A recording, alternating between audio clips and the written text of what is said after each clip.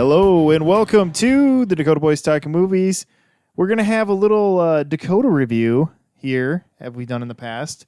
And it's a movie that only Dakota has seen so far, anyway. Which is interesting because I saw the one before this and then reviewed it by myself while you were here, but I was kind of just giving my own thoughts about it. And I still haven't seen that one either. Well, I hate to disappoint you, but given everything that goes on in this movie, I just... The Halloween Kills. Yeah. Yep. Michael died in that last one. Nope, there was no sequel, Steven. You could see that. You could see that last Halloween movie. It's fine. It's fine. Yeah. So, when does this one pick up after the last Halloween then? Literally immediately, that last one. Spoilers, I guess. Yeah, spoilers. They basically locked Michael in this house and set it on fire, and Laurie Strode, her daughter, and her granddaughter all ran off. They get in the back of a truck, the house burns, and the movie made so much money, Jason Blum's like, more Halloween sequels? More! Which is interesting because that's what doomed the original Halloween. And Jaws franchise. Yeah, the original Halloween movie it's looked at as this big horror franchise, and it was never meant to be. John Carpenter made it. It made so much money at the box office. He was paid so much money to come up with a sequel idea, and he had absolutely nothing. So he got drunk and was like, Michael and Laurie are brother and sister. Like, yeah, man, let's make this movie. Thoughts on that process, Steve? When you told me that he just took the money and got drunk and just came up with a story, that is, I think all I said was that's the most hilariously John Carpenter thing I've ever heard. It just seems like it fits the guy who I think of when I think of John Carpenter.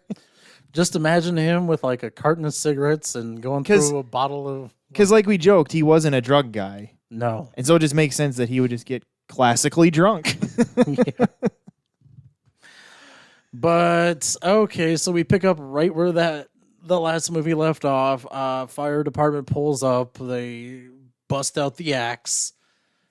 And they free Jason and... No, Michael. Oh my gosh. Just like the makers of this movie, I forgot what franchise I was dealing with.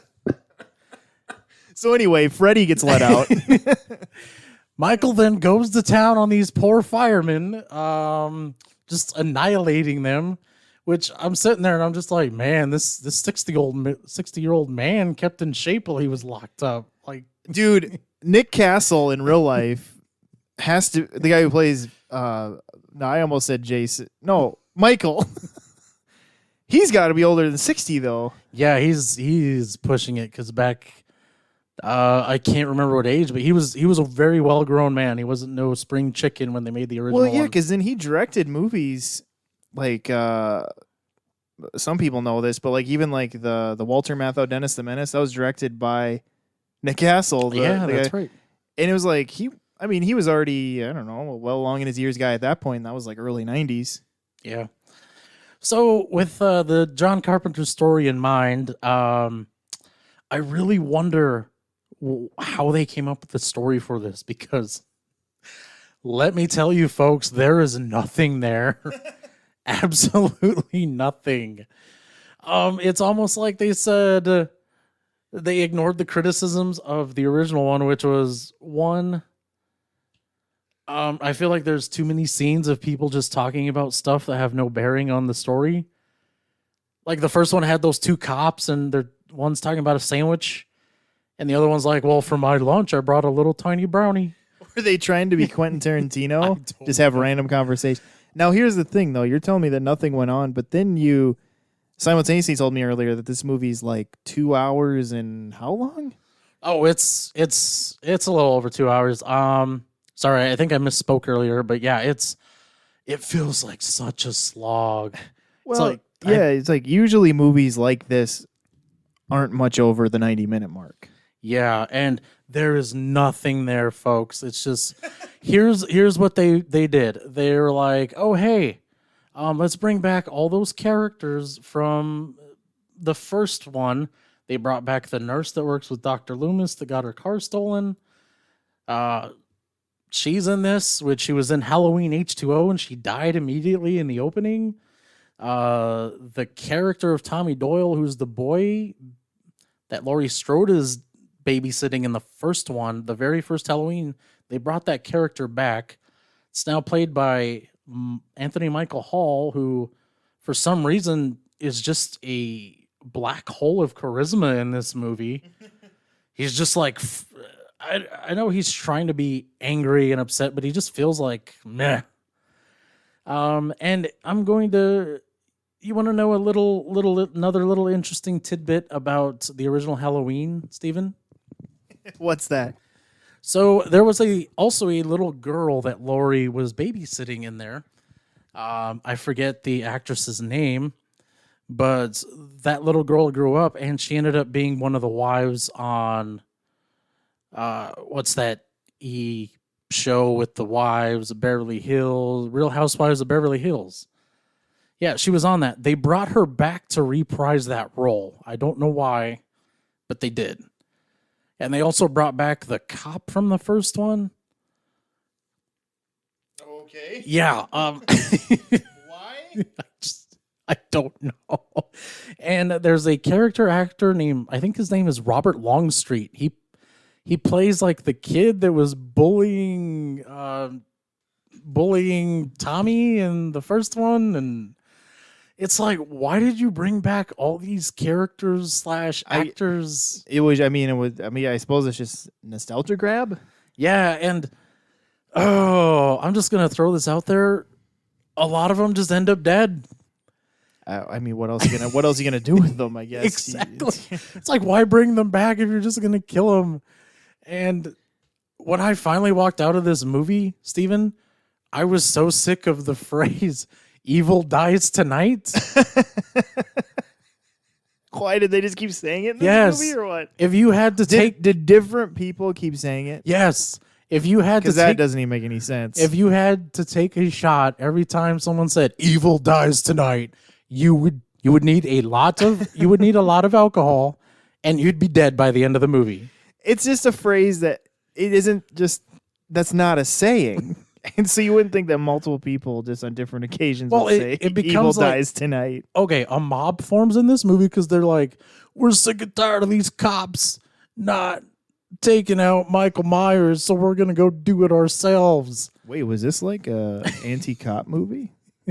No, it's just the cops are just any cop in a slasher movie. You're just there to die. You're incompetent, yes. Especially if you're the daughter of a cop. Oh, my Lord. Not only are you going to get naked in the film, but you're going to die. But anyway, you know I'm right. Oh, boy. Anyway, so they brought these characters back. There's really nothing here. I don't even know what to comment on some of this stuff. They took Michael Myers, and I don't want to compare him to Jason because that's not right. Michael Myers is still very much a living, breathing man. It's like they took him and were like, hey, everyone loves those John Wick movies because no matter how badly he gets injured, he just keeps killing people. Yeah, he sews his knife wound up and keeps going. And that especially goes off the rails towards the end. Spoiler alert, the crowd finally gets a hold of Jason, and you're like, oh man, he's in for it now. Does he gun fu him? And then Jason pulls out the wallet of his back pocket, gives them an Uno card and goes, no, you, and then kills everybody and gets away. Wait, he does what? That was all metaphorical. Oh, okay. This crowd that just wants his blood finally gets him, and he turns the table and just kills him. Okay, so how many, explain crowd, how many people? I wasn't sitting there taking count. It was over 10. Okay. So does he still have the druid curse? Is that why he's so strong? But it's just there's nothing here. I feel Laurie's granddaughter, which I forget the actress's name and even the character name. Well, I know Judy Greer plays the daughter, right? Yeah, I'm sorry, but the actress that plays the granddaughter, her last name's I think Martichuk. Oh, I should look that up. But she was in a movie that came out earlier this year called Son. It's actually a very entertaining movie, kind of a little bit like Rosemary's Baby in a way. But Ugh.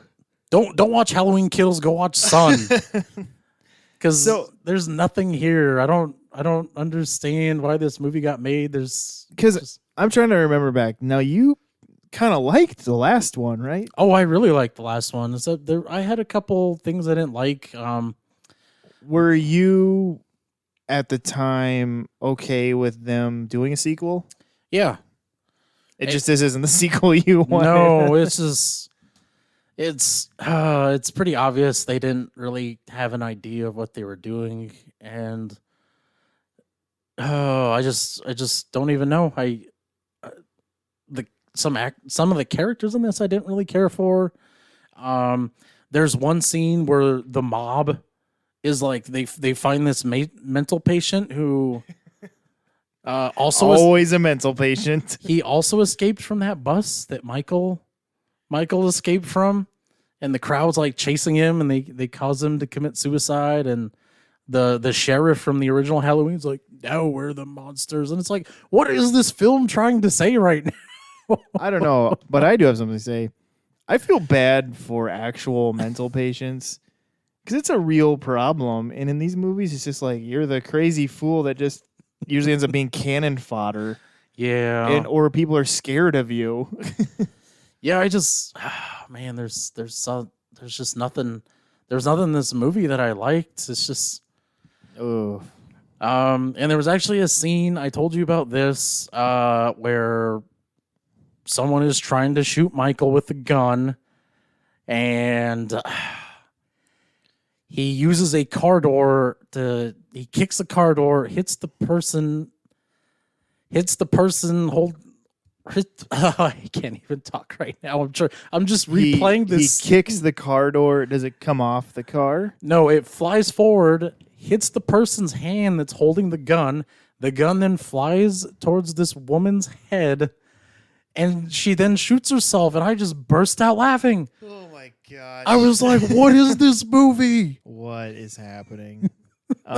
It's like it's become a parody of itself. Really. You know what? You know what was a nice touch? There's a scene in this movie where the three masks from Halloween 3 Season of the Witch are shown. The masks that make you a murderous, crazy person? No, they kill you in that movie. Oh, yeah, that's right. They kill you. Yeah, the bastard child of the Halloween franchise that no one wants to acknowledge has been acknowledged so many times in these movies. Yeah, well, that's funny at this point, I guess. Yeah, but they bring those masks back, and I was like, hey, it's the masks. But yeah, just... Yikes. So, on a scale of 1 to 5 William Shatner face molds, he's relevant again. He went to space, kind of. So, yeah. How many Halloween masks do you give it, Dakota? 1. I give this a 1. Wow. A solid 1. So and there you go. You know something? Here I am. And I've been in this place before, not like my apartment. Obviously, I'm always here. A Halloween movie came out a while ago when we were in college, I believe, called Halloween Resurrection. I missed it in theaters. Finally saw it, I think, on Showtime, and I just sat there struggling to get through it. It ended, and I'm like, man, I just hope they... So that was different than even the Rob Zombie ones? This is what killed the franchise, and then the Rob Zombie ones were what rebooted it. Oh, okay. And yeah, it's just... Oh, so this was like the one after like H2O? Yeah. Oh. The direct Missed this one. The direct follow-up where Laurie Strode got killed in the beginning of it, and everyone hated it after that. Because that was a garbage movie, but it's just like, here I am, like, can we just stop? And you know what bothers me? You know what really bothers me? Jason Blum and Joseph Gordon-Green, the mega minds behind this. They are currently attempting to do a Exorcist trilogy. Oh boy. And They're already calling it a trilogy, huh? Yeah, they want to do a trilogy.